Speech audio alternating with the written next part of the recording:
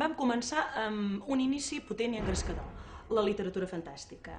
D'una banda, a través dels dracs, vam convidar els nens a dibuixar i a escriure primer descripcions i després narracions. D'altra banda, ens vam convertir en exploradors de llenguatges. Primer els vam explorar i un cop els vam tenir explorats, vam fer experimentar en els nens la necessitat de comunicar-se a través d'aquests llenguatges.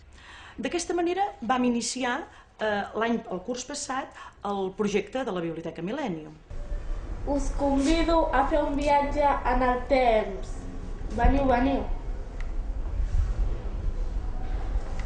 Us presento en Biblio, la mascota de la biblioteca.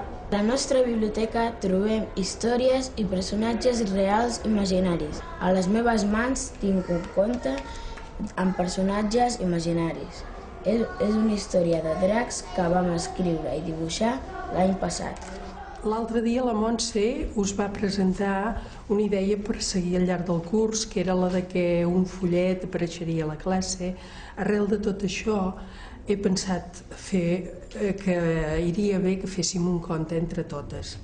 Aquest conte se'n podria dir Folletilàndia, el país dels follets, i explicaria la història d'uns fillets que vivien a Salt quan encara no hi eren tots els nens i les nenes. Podem fer que cada classe tingui el seu fullet relacionat amb l'arbre de la classe.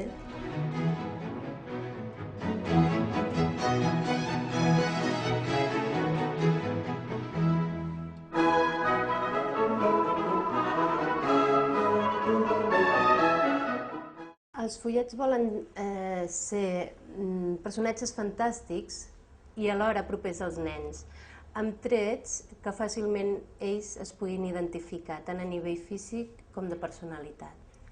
Els he pintat amb aquarel·les i acrílics perquè és un material que em permet tant jugar amb fent aigües com donar-li més intensitat. Durant les sessions de plàstica pintem el fullet prèviament escanejat amb el canó per la Vero i és el mateix fullet que a les sessions de biblioteca s'ha presentat en color i s'ha reescrit. La fulleta llimona és bromista, entremaliada i vergonyosa. Els seus avis vivien a la Xina, per això té els ulls achinats. Li agrada molt el bosc, coneix totes les plantes medicinals. És la que cura els mals dels fullets. La fulleta alzimenca és la més petita de tota la colla. Té la pell molt blanca i és molt delicada. S'ha de protegir del sol, és riallera i generosa i li agrada fer teatre.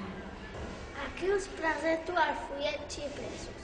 Li agrada regalar coses a la gent i li agrada anar als Estats Units d'Amèrica.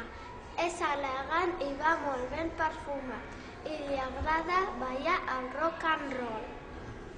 Heus aquí el fullet dels maios que ve de Jamaica. Té el cabell molt llarg i molt ben pentinat. Li agrada anar descalç. És tranquil, presumit i pacífic. Viatja d'un lloc a l'altre com si fos un rodamón. Hi ha gent de sol que li fa pensar en el Bob Marley. Quin és? Ai, xipresos. L'alzinenca. I què té a les mans? Fulles. Mireu aquest. Morera. La morera. I què li passa a la morera? Que s'hi veu, la morera? No. Per què el cuc? Que s'hi veu, el cuc? Sí. El cuc sí que s'hi veu i l'ajuda perquè amb morera no s'hi veu. Com que cada fullet viu en un arbre, ara anem a conèixer els arbres on viuen els fullets. Sabeu quin fullet viu en aquest arbre? Xipresos. Els xipresos! 1, 2, 3 o'clock, 4 o'clock. Què és aquesta música? Xipresos. Xipresos! I què balla els xipresos? Ballem?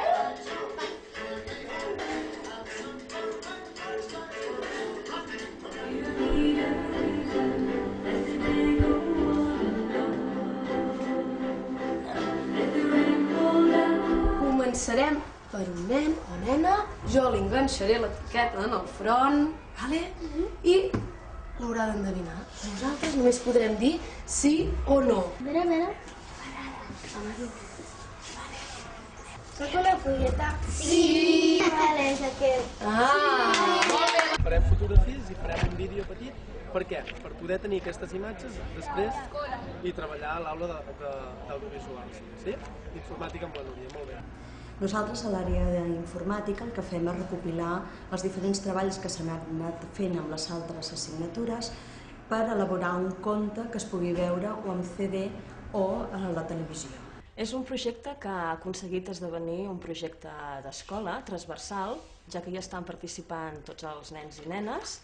Es treballa des de diferents àrees i estan intervinguent molts mestres i professionals del centre i a més ha aconseguit aglutinar altres projectes que es porten a terme a l'escola. L'experiència ens demostra la importància de la comunicació, de la inclusió, de la interrelació de llenguatges i rebre la informació a través de diferents maneres de fer i de diferents maneres de dir.